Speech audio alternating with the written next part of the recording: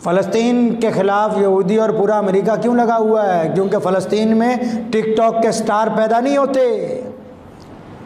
फ़लस्तीन में सारा दिन मोबाइल पर बैठकर गेमें खेलने वाले लोग पैदा नहीं होते।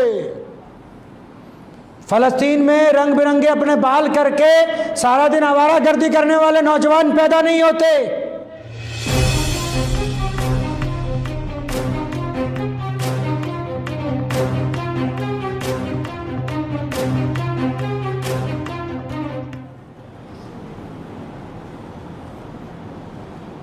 फ़लस्तीन के ख़िलाफ़ यहूदी और पूरा अमेरिका क्यों लगा हुआ है? क्योंकि फ़लस्तीन में टिकटॉक के स्टार पैदा नहीं होते।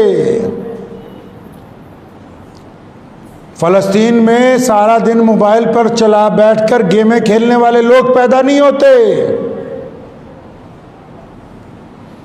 फ़लस्तीन में रंग बिरंगे अपने बाल करके सारा दिन आवारागर्दी करने वाले नौजवान पैदा नहीं होते। फ़लस्तीन में रुए ज़मीन के आज भी अव्वल दर्जे के मुसलमान पैदा होते हैं,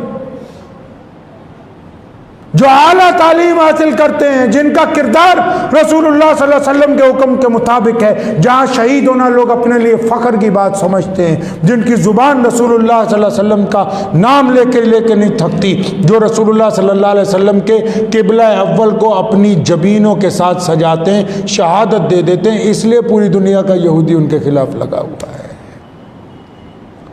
21,000 लड़कियों ने हिफ्ज़ किया इस रमज़ान में फ़लस्तीन में। हमारे पास कुरान पढ़ने को टाइम नहीं मिला, दुआ मांगने को बेजारी है। दुनिया आज अमेरिका और यहूदी क्यों परेशान है? आप पढ़िए, बीबीसी की परसों रिपोर्ट आई है कि इनको कौन सामान दे रहा है। पता लगा कि फ़लस्तीनियों को सामान कोई नहीं दे रहा, सारा कुछ खुद ही बना रहे हैं। तो वक्त भी हो गया है।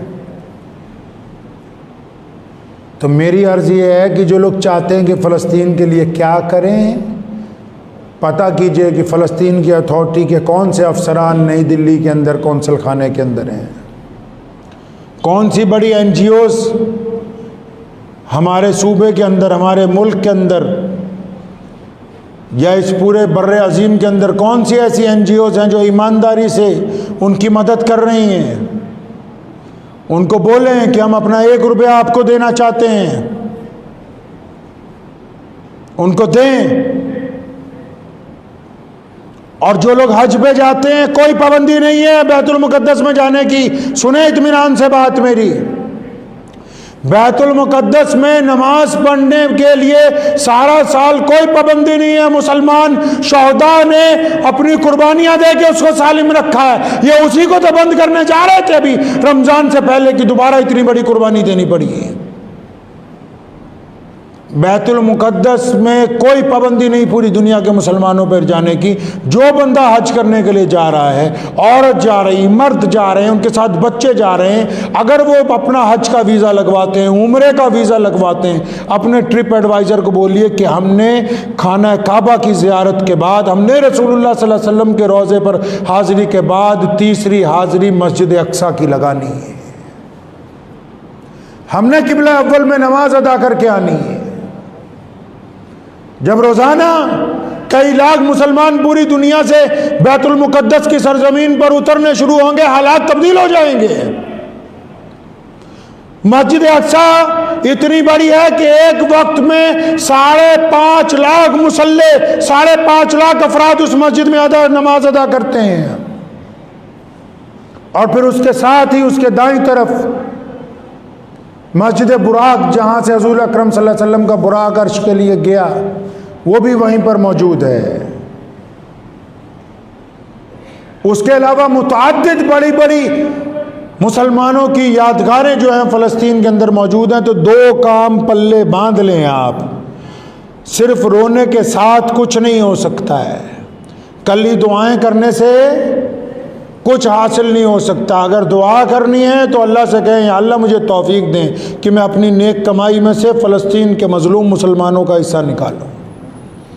मुझे तौफीक दें कि मौला करीम जब मैं बैतुल्लाह का सफ़र करूँगा, जब मैं रसूलुल्लाह के रोज़े पर हाज़िरी दूँगा तो बिना बैतुल मुक़द्दस में हाज़िरी लगाए हुए वापस नहीं आऊँगा। अगर हम ये दो ही काम हिंदुस्तान के मुसलमान करेंगे तो मैं ये समझता हूँ कि क़िबला अव्वल की आज़ादी की ये जो जंग अल-कुदस के लोग लड़ रहे हैं, क़िबला अव्वल के लिए जो कुर्बानियाँ फ़लस्तीन की माएँ, बहनें, बेटियाँ, बच्चे, नौजवान दे रहे हैं, तो कल क़यामत के दिन जब वो शहदा आगे चलेंगे तो इंशाअल्लाह ताला इस मुल्क के मुसलमान शर्मिंदा नहीं होंगे इंशाअल्लाह ताला।